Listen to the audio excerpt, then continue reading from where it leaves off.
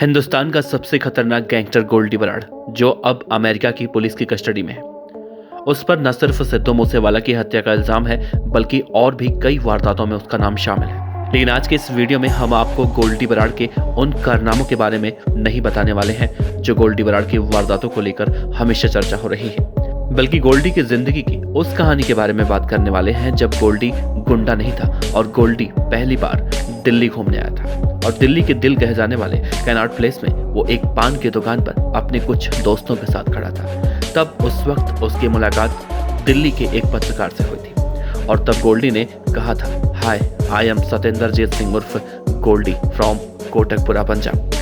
नमस्कार, आप देख रहे हैं BDF न्यूज की क्राइम सीरीज खलनायक, जिसमें हम आपको रोजाना सुनाते हैं अपराध की दुनिया की छोटी और बड़ी खबरें। दरअसल ये कहानी है आज से कुछ 10-12 साल पहले की, जब गोल्डी, लॉरेंस, संपत, जग्गू भगवानपुरिया ये सब जराइम की दुनिया में नहीं आए थे। प्रतिष्ठित Hindi news channel TV9 Bharatvarsh में छपी एक रिपोर्ट के मुताबिक वरिष्ठ पत्रकार संजीव चौहान की कलम से लिखा गया है कि ये बात होगी 2000 के दशक के अंत की। मई जून की भीषण गर्मी के दिन, उस तपिश जिसमें दिल्ली की सड़कें दिन की गर्मी से आधी रात के बाद तक इंसान को तपिश करने का एहसास कराती थी। जगह थी हिंदुस्तान की राजधानी दिल्ली का दिल कहे जाने वाले कैनाट प्लेस के सर्किल में पान की एक नामी मशहूर दुकान।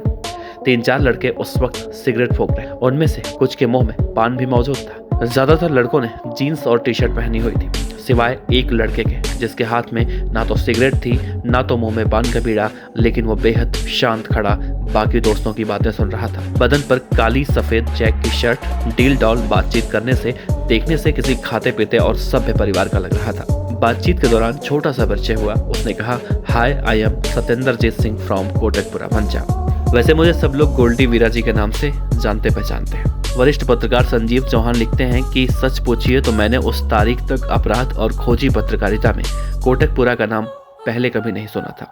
उस दिन ये मालूम चला कि पंजाब में कोई कोटकपुरा भी ऐसी जगह है। गोल्डी ने हेलो हाय की और दोस्तों के साथ बातों में मशगूल हो गया। उस रात गोल्डी बराड़ छोटी मोटी कक्षा के छात्र से कुछ ज्यादा नहीं लग रहा था। संजीव चौहान जी आगे लिखते हैं कि उसके बातचीत करने का लहजा कुछ ऐसा था कि मानो साथ खड़े दोस्तों में उससे काबिल, समझदार शायद कोई दूसरा और ना हो। पंजाबी भाषा के साथ साथ बीच बीच में नाम मात्र की हिंदी और जबरदस्त पंजाबी का इस्तेमाल कर रहा था।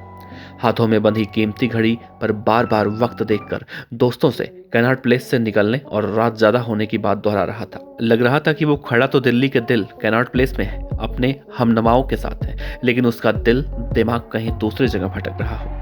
अब से कई साल पहले वो पहली और अंतिम संक्षिप्त से जाने अनजाने वो मुलाकात थी गोल्डी बराड़ से। तब गोल्डी बराड़ ना तो गुंडा था ना कॉन्ट्रैक्ट किलर, बस दोस्तों के साथ दिल्ली आया था यूं मटर गश्ती करने। वरिष्ठ पत्रकार संजीव चौहान लिखते हैं कि तब यह नहीं मालूम था कि यही गोल्डी बराड़ आने वाले चंद साल बाद भारतीय एजेंसियों का मोस्ट वांटेड क्रिमिनल बन जाएगा, जिसकी गिरफ्तारी के लिए हिंदुस्तानी एजेंसियों को पाकिस्तान से लेकर नेपाल, कनाडा और अमेरिका तक की खाक छाननी पड़ेगी। उस वक्त मैं नहीं जानता था कि वो गोल्डी बराड़ एक दिन हिंदुस्तान से निकलकर इंटरनेशनल लेवल का कॉन्ट्रैक्ट किलर बन जाएगा, जिसकी तलाश के लिए भारतीय एजेंसियों को इंटरपोल जैसी अंतर्राष्ट्रीय संस्था और अमेरिका जैसे सुपर पावर देश की agency federal bureau of investigation यानी कि FBI की मदद लेनी पड़ेगी। पत्रकार साहब आगे लिखते हैं कि उस रात कैनाट प्लेस में गोल्डी बराड़ के साथ उस छोटी सी मुलाकात में सपने में भी मैंने नहीं सोचा था कि वो दुबला पतला स्मार्ट सा लड़का आने वाले समय में पंजाबी का एक सिद्धू मूसेवाला हत्याकांड का मास्टरमाइंड बनकर बदनाम हो जाएगा।